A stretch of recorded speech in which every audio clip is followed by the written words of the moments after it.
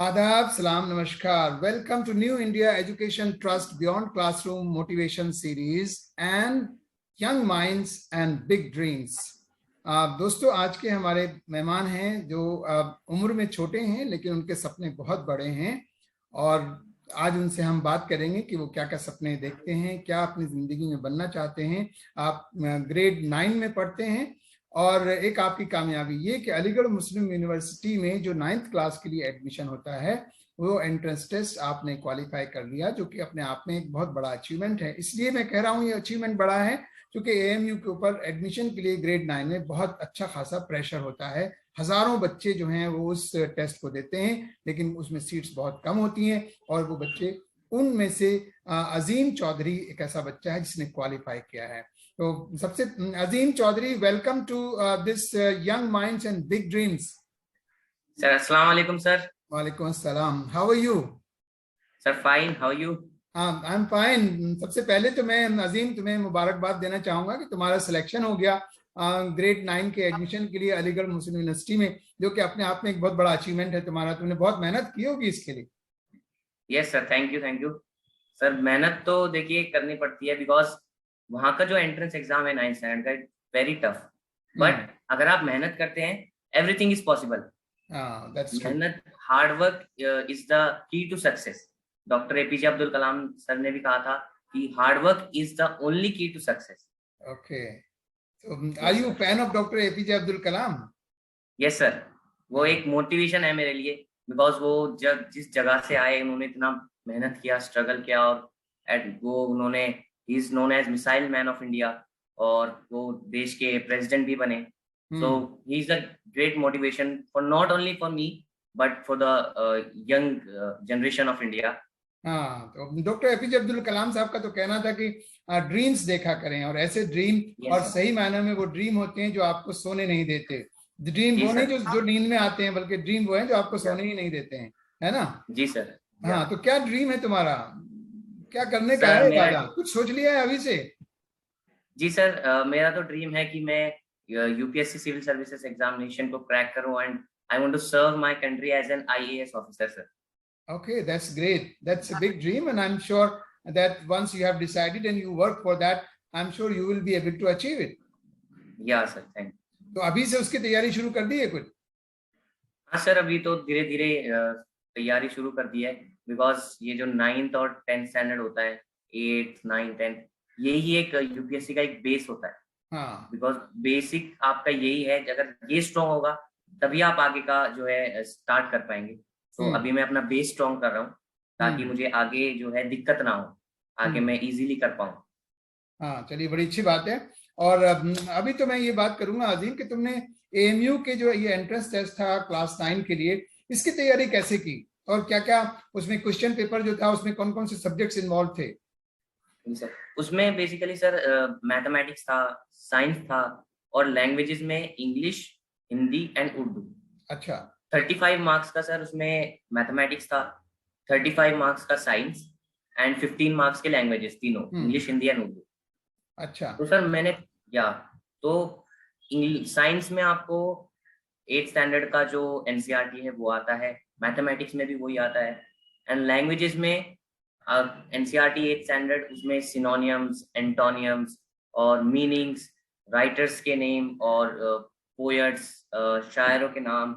उर्दू में आपको उर्दू के मीनिंग्स बहुत ज्यादा इंपॉर्टेंट है. और इसमें आपको अगर आपको ये क्रैक करना है तो आपको not only 8th standard but 6th 7th standard की एनसीईआरटी भी एक बार तो रीडिंग होनी चाहिए बिकॉज 6th और 7th स्टैंडर्ड के भी कुछ क्वेश्चंस आ जाते हैं. और फिर जो आपका 8th स्टैंडर्ड है उसको पूरा मेहनत से पूरा डिवोट होके आप उसको पढ़िए और मैथमेटिक्स की ज्यादा से ज्यादा प्रैक्टिस कीजिए बिकॉज मैथमेटिक्स एक ऐसा सब्जेक्ट है जो आप उसको याद नहीं कर सकते, आपको प्रैक्टिस ही करनी पड़ेगी और प्रैक्टिस से ही वो आता है. आप फॉर्मूले तो याद कर लेंगे. बहुत सारे रजिस्टर्स भरे होंगे लिखने में, प्रैक्टिस करने में मैथमेटिक्स. जी सर, 4-5 रजिस्टर पूरे भर गए. हाँ, क्योंकि वो प्रैक्टिस ही सबसे ज्यादा जरूरी है. सिर्फ मैथमेटिक्स में नहीं, चाहे साइंस सब्जेक्ट हो, चाहे मैथमेटिक्स हो, इवन लैंग्वेजेस में भी आपको प्रैक्टिस जब तक आप नहीं करेंगे, लैंग्वेजेस में अगर आप लिखने की प्रैक्टिस नहीं करेंगे, आपने याद भी कर लिया, कुछ रट भी लिया, लेकिन जब तक आप लिखने की प्रैक्टिस नहीं करेंगे तब तक काम नहीं चलेगा। तो मैंने देखा है जो बच्चे अपना प्लान करके जो पढ़ते हैं उनके पास रफ रजिस्टर्स बहुत सारे होते हैं और उनमें भरते चले जाते हैं, लिखते चले जाते हैं, और वही एक तरीका भी है, उसको जो याद भी रहता है फिर वो उससे ज्यादा बेहतर कोई और तरीका नहीं है। जी सर, और मैं कहना चाहूंगा नोट्स जरूर बनाएं, बिकॉज जो आप अपने हाथों से नोट्स बनाते हैं वो आपको याद रहते हैं। अगर आपको प्रॉपर भी याद नहीं है कि, लेकिन आपको याद रहेगा यार मैंने वो कहीं ना कहीं लिखा था, तो वो आपको एग्जाम में याद आ जाता है और आप लिख सकते हैं। तो नोट्स जरूर बनाएं इन एनी सब्जेक्ट, मैथ्स हो, साइंस हो, लैंग्वेजेस हो, कुछ भी हो, नोट्स इज वेरी इंपॉर्टेंट। ये बात बहुत अच्छी कही तुमने अजीम, कि अपने हाथ से बनाएं, खुद बनाएं, क्योंकि बहुत से बच्चे जो है ना कॉपी ले लेते हैं दूसरे फ्रेंड से, उनकी कॉपी कर लेते हैं, तो वो उसमें उतना याद नहीं रह पाएगा, इसलिए कि वो उन्होंने कभी लिखा तो है नहीं अपने हाथ से। जब लिखेंगे तो जाहिर सी बात है, लिखेंगे तो पढ़ेंगे भी, पढ़ेंगे फिर लिखेंगे, तो वो रिटेंशन जो है ज्यादा रहती है और दिमाग में वो बैठ जाती है वो चीज। जी सर। तो इसका सिलेबस तुम्हें पहले से मिल गया था? सिलेबस जो एंट्रेंस एग्जाम का सिलेबस होता है, उसके बाद आपने कितने महीने तक मेहनत की उस एंट्रेंस टेस्ट के लिए?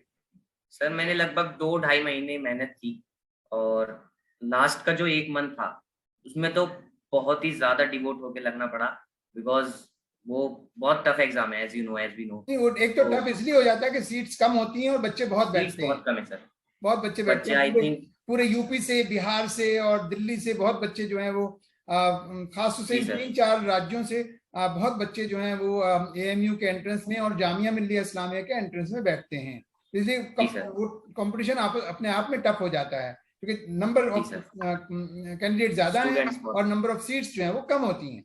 जी सर। हाँ, और ये तो कोई भी कंपटीशन हो, आप किसी भी कंपटीशन में ले लीजिए, कंपटीशन तो कंपटीशन ही है। आप जिसकी बात कर रहे हैं आगे UPSC की, सिविल सर्विसेज की आप बात कर रहे हैं, वहां तो लाखों कैंडिडेट्स बैठते हैं और उनमें सीट्स होती हैं, 600-700 सीट्स होती हैं जो है, और लाखों कैंडिडेट बैठते हैं। पहले आपको प्रीलिमिनरी क्वालिफाई करना है, प्रीलिमिनरी के बाद आपको मेन में जाना है, और मेन के बाद आपको इंटरव्यू में जाना है, तो एक बहुत ही टफ कंपटीशन है। तो आपको अपना माइंड उसी हिसाब से बना के चलना है अभी से।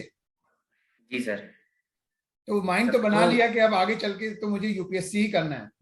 हाँ सर, माइंड तो पूरा सेट है कि UPSC ही करना है और अपनी कंट्री को सर्व करना है। तो 10th के बाद क्या होगा, कौन सी स्ट्रीम में जाना चाहोगे 10th के बाद? अभी कौन सा सब्जेक्ट जो है वो ज्यादा अच्छे लगते हैं? सर मुझे तो थोड़ा लॉ अच्छा लगता है, और अगर अभी बात करें 9th स्टैंडर्ड के सिलेबस के हिसाब से तो मुझे थोड़ा बायो थोड़ा बहुत अच्छा लगता है। और इंग्लिश लैंग्वेजेस तो है ही, तो what about social studies? Social studies भी बहुत अच्छा लगता है, specially history and political science. Political science की तरफ तो बहुत ज्यादा, यस सर, पॉलिटिकल साइंस तो बहुत ही ज्यादा मतलब मजा आता है पढ़ने में। अच्छा, हाँ, चलिए बड़ी अच्छी बात है। तो पॉलिटिकल साइंस में क्यों मजा आता है, कोई खास बात है उसमें जो मजा आता है? पॉलिटिकल साइंस में मतलब आप पढ़ते हैं कि यार इस तरीके से जो है इलेक्शंस कंडक्ट होते हैं, फिर ये कंडक्ट कराते हैं, फिर आपका इतने मिनिस्टर्स होते हैं, इतनी सीट्स होती हैं, लॉ ऐसे फ्रेम होता है, और मतलब बहुत सारी चीजें हैं जो मतलब मजा आता है। एक तरफ से मेरा झुकाव मतलब लॉ की तरफ ज्यादा है, तो मेरा मन है कि अजीम, जैसे तुमने कहा भी इलेक्शन की बात करी, तो अभी हमारे कंट्री में 5 स्टेट्स में इलेक्शंस हो रहे हैं, कुछ अंदाजा है कौन कौन से स्टेट्स में इलेक्शन हो रहे हैं? अच्छा, गोवा में है, उत्तराखंड में है, एंड देन यूपी में है। इतना 3 तो मुझे पता है, बाकी 2 का अभी तुझे मुझे याद नहीं आ रहा। चलो मैं बता सकता हूँ, लेकिन मैं बताऊंगा नहीं, खुद ढूंढो, है ना? Okay sir. And sir Punjab में भी है। हाँ, पंजाब में है, और एक स्टेट और रह गया अभी, है ना? कोई बात नहीं, पता कर लेना, अभी आज का अखबार देखना, उसमें पता चल जाएगा, है ना? आज भी हो रहा है, आज पंजाब में और यूपी में आज भी इलेक्शंस हो रहे हैं, आज भी वोटिंग हो रही है। एनीवे, आप पॉलिटिकल साइंस, यस, क्योंकि वो हमें हमारे जीने की जो, चूंकि जाहिर सी बात है हम एक कंट्री में रहते हैं, तो उसमें किस तरह की लाइफ हम जीते हैं, किस तरह की हमारी पॉलिटिक्स लाइफ है, हमारी सिविक लाइफ है, वो पॉलिटिकल साइंस और सिविक्स जो है, इनिशियली हम उसको सिविक्स कहते हैं, छोटी क्लासेस में, बाद में वो पॉलिटिकल साइंस हो जाती है ना? तो वो जाहिर सी बात है वो हमें बड़ा अफेक्ट करती है। तो यस, और आपको आगे चल के आप जैसा कह रहे हो कि आपको लॉ करना है ना?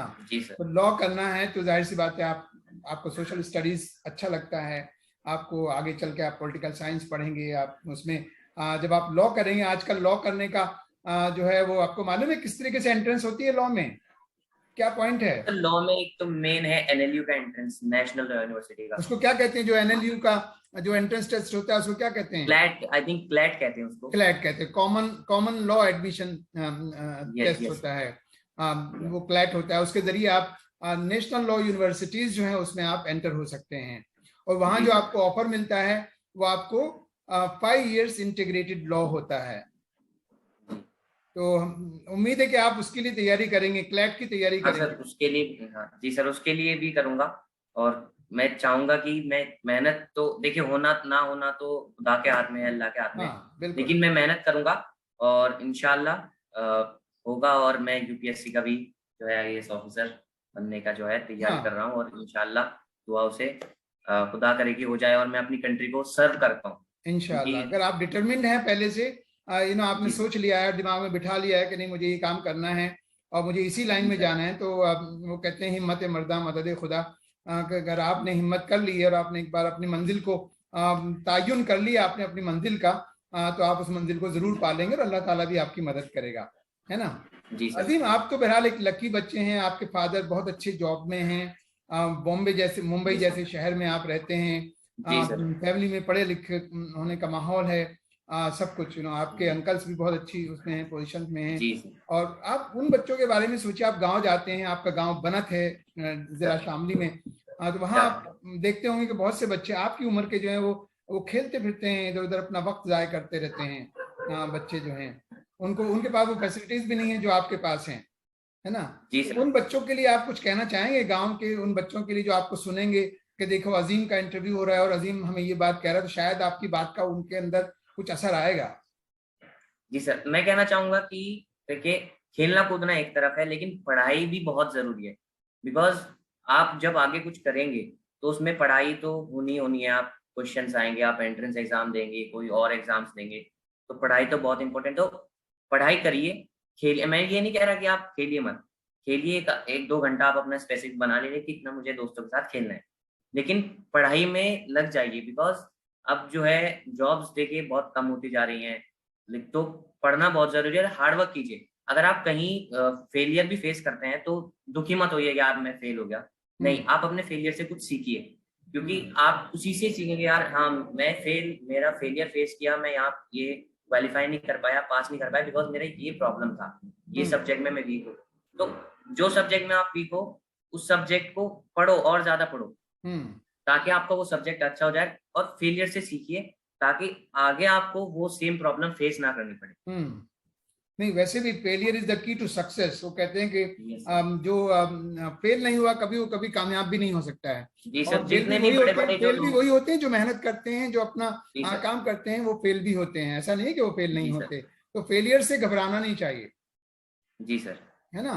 तो ये बात आपने या बहुत अच्छी कही। और एक चीज और बहुत अच्छी कही कि खेलने कूदना, ऐसा नहीं कि खेलना कूदने से कोई मना करता है, लेकिन उसका एक टाइम होना चाहिए। ये नहीं कि आप 24 जी घंटे में से 10 घंटे आप खेले ही जा रहे हैं, आप पढ़ने का कोई आपका शेड्यूल नहीं है। हाँ। तो आपको एक यस टाइम सर। टेबल तो बनाना पड़ेगा। अगर आपको जिंदगी में कुछ सीरियस है, आप संजीदा हैं, तो आपको एक टाइम टेबल बनाना होगा। आपको स्कूल के अलावा, स्कूल में जाते हैं 6 घंटे बिल्कुल वहां सर, गुजारते हैं, उसके अलावा एक्स्ट्रा आपके पास स्टडीज जो है बहुत इंपॉर्टेंट बाकी है। टाइम होता है, तो उसके लिए भी आपको पढ़ाई का वक्त देना पड़ेगा कि मुझे पढ़ाई में इतना वक्त लगाना है और मुझे खेल जी में सर। इतना वक्त लगाना है। जी सर, एक्स्ट्रा स्टडीज और सेल्फ स्टडी बहुत जरूरी है।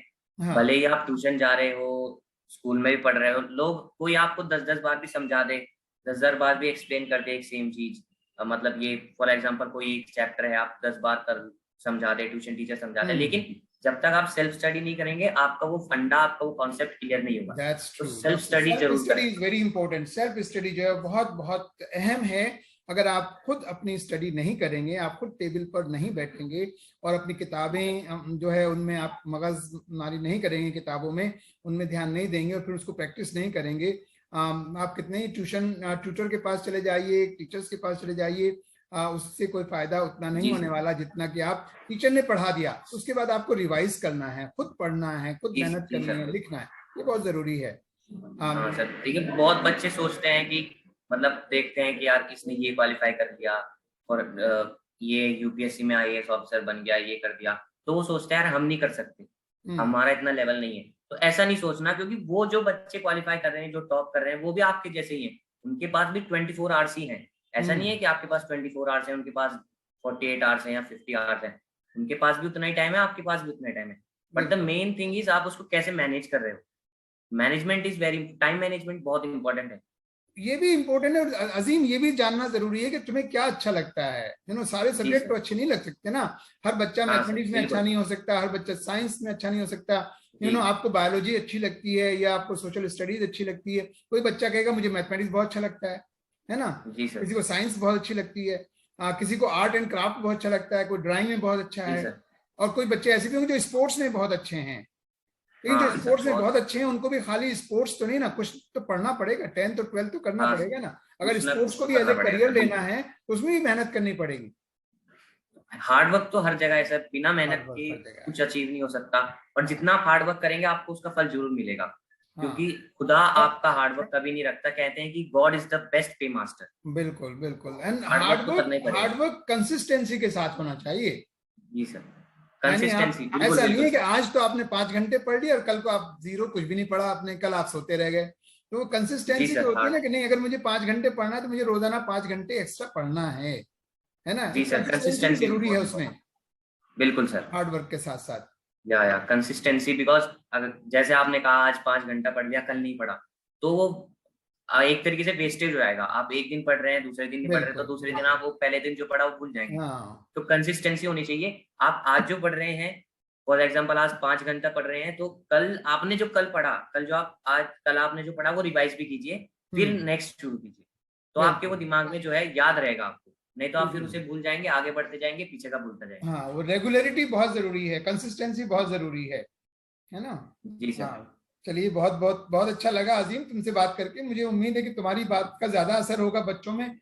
गांव के बच्चे जी जब सर। सुनेंगे क्या, हो अजीम ये तो हमारा ही साथी है, जो है, और ये जी हमें इतनी अच्छी अच्छी बातें बता रहा है, तो उन्हें बहुत अच्छा लगेगा। और शायद वो आपकी बात से मुतासिर होके और मेहनत करना शुरू करेंगे। वो अभी आपकी तरह से कुछ सपने देखेंगे, जैसे आपने डॉक्टर एपीजे अब्दुल कलाम साहब के कहने पर और उनसे मुतासिर होकर आपने सपने देखने शुरू किए हैं। और हमें उम्मीद है कि आपके जी सर। सपने, आप अपने सपनों को हासिल कर सकेंगे, जिंदगी में उस मकाम पे पहुंच इंशाल्लाह सर। सकेंगे जिस मकाम को आप हासिल करना चाहते हैं।